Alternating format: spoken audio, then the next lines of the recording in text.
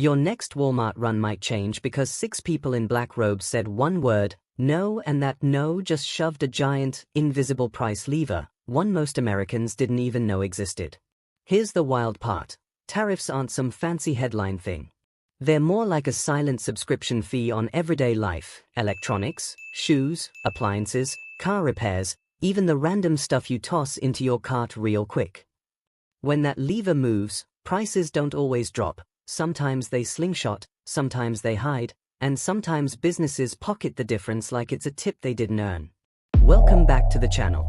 Today we're unpacking the Supreme Court decision that just put hundreds of billions into question, and why the refund talk might not mean what you think. Stick with me, because by the end you'll know exactly what to watch for on your receipts, and who's most likely to pay for this next. If you like clear money talk with zero fluff, hit like, subscribe, and drop a comment. What's the one thing you refuse to buy now because the price got disrespectful? Tariffs are one of those political words that sound like they belong in a DC hearing room, right up until you're standing in aisle 7 doing mental math like, wasn't this detergent $4.99 last month? Now drop in the latest SCOTUS tariff ruling, decided February 20, 2026, and suddenly tariffs stops being an abstract debate and becomes a very real question. What happens to prices, jobs, and your budget when the Supreme Court slams the brakes on a major tariff strategy? What the Supreme Court actually said. In Learning Resources Incorporated v. Trump, the court ruled 6-3 that the International Emergency Economic Powers Act, IEPA, doesn't give the president authority to impose sweeping tariffs the way they were imposed. The big theme was basically, tariff power sits with Congress, and emergency laws aren't a magic wand for permanent, wide-ranging import taxes. That sounds like legal housekeeping, until you realize how much money and pricing momentum was tied to those duties.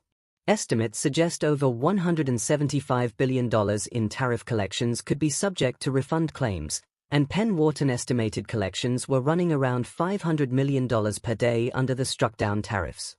Why the average American should care, even if you never read court opinions, because tariffs often behave like a silent add-on charge baked into the cost of living.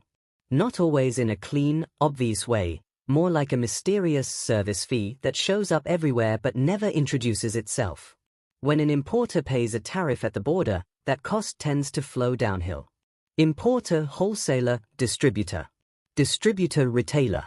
Retailer, the person just trying to buy normal things without taking out a small loan. And here's the part nobody loves to say out loud. Studies and reporting frequently find that a large share of tariff costs are borne domestically, meaning the burden tends to land on American businesses and consumers more than the foreign country being punished.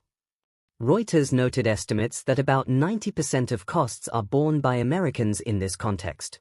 So if the court removes one legal pipeline for tariffs, that can, over time, change pressure on prices. But it doesn't mean your receipts immediately start acting wholesome. The price impact, why things don't instantly get cheaper. Retail pricing is sticky.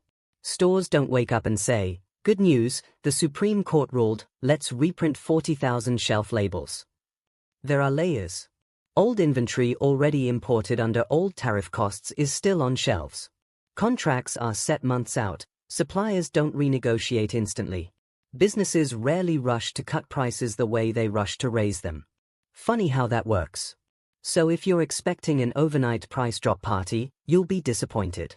The more realistic effect is, if tariff pressure is genuinely reduced and stays reduced, you may see more promotions, slower price increases, or better value versions of products returning, like when brands quietly shrink a product during inflation, then later pretend they didn't. The refund story, wait. Does that mean I get money back? This is where dreams go to get gently escorted out. If refunds happen, they generally go to the importers of record, the companies that paid those tariffs. The case was sent back for further steps at the Court of International Trade, where refund mechanics and timing get sorted. Could consumers benefit indirectly? Possibly. Retailers may discount to move inventory. Competition may force price cuts. Companies may invest, hire, or stabilize supply chains. But also possibly, companies keep the refunds as margin recovery because they took hits earlier. Refunds get eaten by legal fees, financing costs, and the sheer administrative headache of who paid what, when, and on which shipment. In other words, your refund might come in the form of a coupon. If you're lucky. Jobs and small businesses. The part that gets overlooked: big corporations can hedge, stockpile, negotiate, or shift sourcing. Small businesses? Not so much. If you run a small shop that imports goods, or uses imported components, tariffs hit like a surprise pothole that bends your rim and then sends you the repair bill. So a ruling that invalidates a broad tariff program can be a relief valve for small retailers, manufacturers using imported parts, contractors dealing with materials and tools, auto repair chains affected by parts costs. But the relief depends on what comes next, which brings us to the most important part of this whole story. The replacement tariff problem. Policy doesn't like vacuums within hours. Reporting indicated a pivot, a temporary 10% global tariff for 150 days using Section 122 of the Trade Act of 1974, plus new probes under Sections 301 and 232 that could pave the way for longer-term or higher tariffs. Translation: SCOTUS shut one door, and the policy machine immediately tried other doors and started checking windows. So the average American might not experience a clean tariffs go away moment. Instead, we may get short-term tariff reshuffling, new categories, new exclusions, new timelines. Uncertainty for businesses, which can keep prices elevated because nobody wants to commit to lower costs while the rules keep changing. A longer period where companies price in just-in-case risk. Uncertainty is expensive. It's like paying for shipping insurance on everything, all the time. What this means for your everyday life, the real-world checklist. If you want to track the impact without reading 40 articles and a legal brief, watch these. Electronics and appliances, these are highly sensitive to import costs. If you start seeing more aggressive sales and fewer out-of-stock labels, costs may be easing. Car repairs and parts, you may not feel this at the dealership sticker price first. You'll feel it when a routine repair turns into "we have to order it plus that'll be $300 more than you expected." Clothing and household goods, tariff pressure shows up as smaller discounts, cheaper materials, and why does this shirt feel like a napkin? Small business pricing, farmers markets, local stores, niche e-commerce brands, these places reflect cost changes faster because they operate on thinner margins.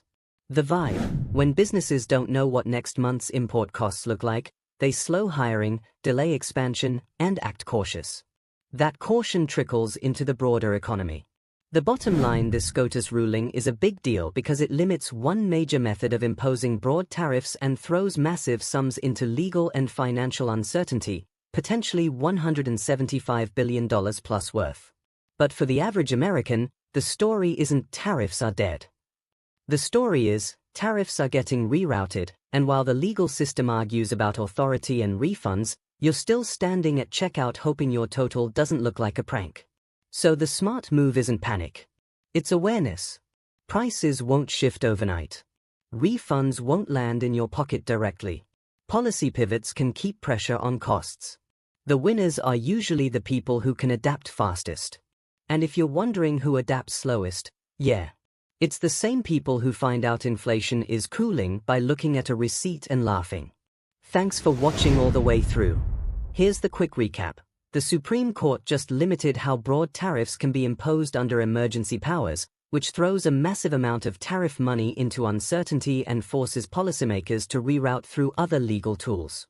For the average American, that doesn't mean instant price drops. It means a slow, uneven ripple. Businesses recalculating costs, refunds likely flowing to importers, not shoppers, and prices shifting in waves across everyday items like electronics, appliances, car parts, clothing, and household goods. The real story is less tariffs are gone and more tariffs are being reshuffled, and that uncertainty alone can keep pressure on costs. If this breakdown helped you understand what's really happening behind the headlines, hit like, subscribe, and turn on notifications so you don't miss the next update. And drop a comment: what item has gotten so expensive you stopped buying it, and what do you think is driving the price?